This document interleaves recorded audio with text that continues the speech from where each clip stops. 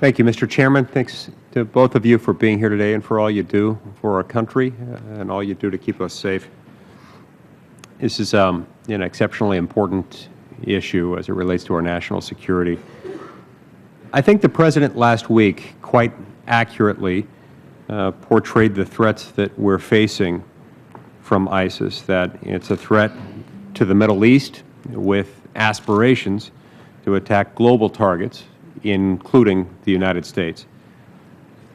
The President should, in my opinion, do everything he possibly can to protect Americans and to protect U.S. facilities in Iraq and Syria from ISIS and from other terrorist activity.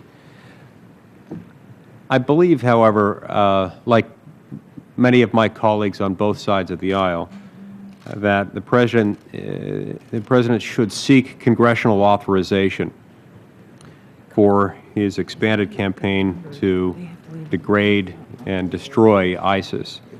I also do not believe that we should authorize parts of this conflict through a continuing resolution.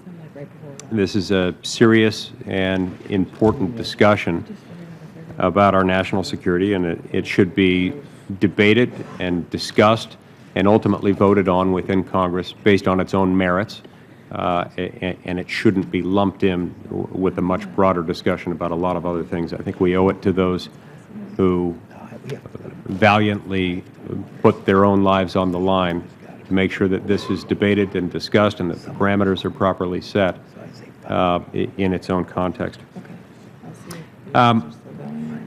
Secretary Hagel, I've got a question for you as it relates to some of this discussion, as it relates to some of the things that President Obama has said in recent weeks about ISIS. In an interview that he gave to, I believe it was with Thomas Friedman at the New York Times just barely a month ago, he stated that the notion of arming Syrian rebels has, and the next few sentences are all in a quote, has, quote, always been a fantasy.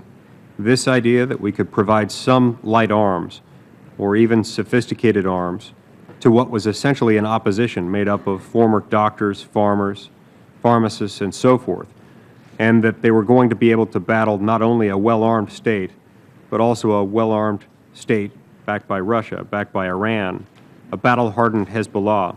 That was never in the cards, close quote. Now, the President, hardly a month later, is seeking authorization to do basically that.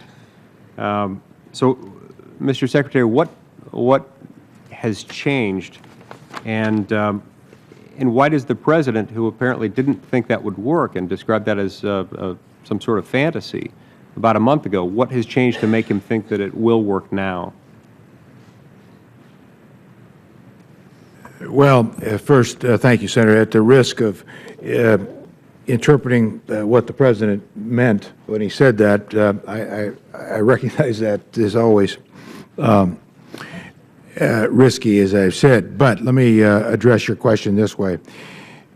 What's changed now is the urgency of what has occurred in the Middle East, specifically in Iraq, in Syria.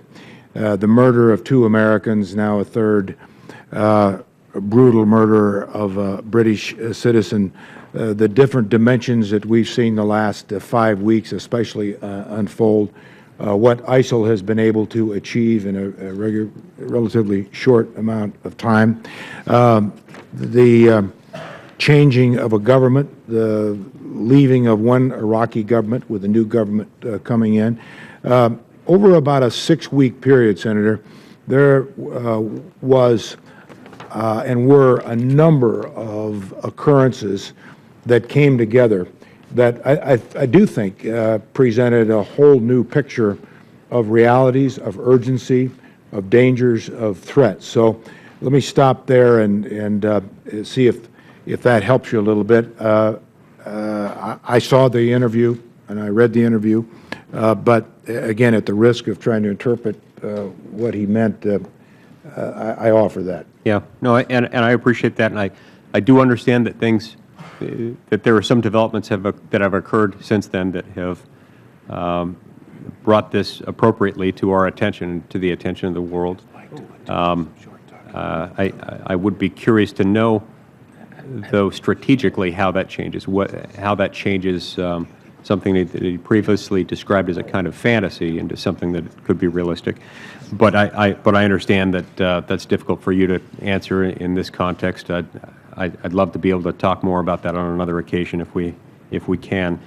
Can you describe what the end objective in Syria is for the United States? In other words, do we still contend that Assad must go, that he cannot stay in power, and also that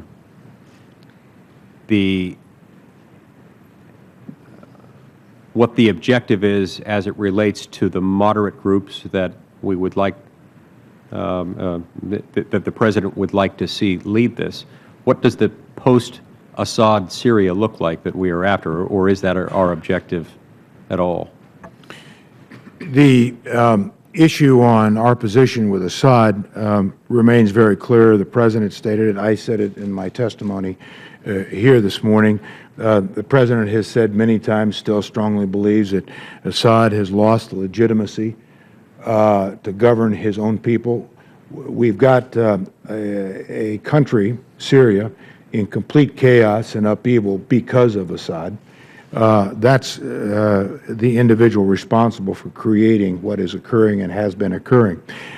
Your question about the end state in Syria, I think what we, the administration, I think the American people would want to see, and I hope and believe the Syrian people, is a free Syria where men and women and their families have rights to choose and have rights to determine their own leaders and their own futures. And I think that's is really the essence of the ultimate objective we'd like to see in Syria. Okay. I see my time has expired. Thank you, Mr. Secretary. Senator, thank you. Thank you.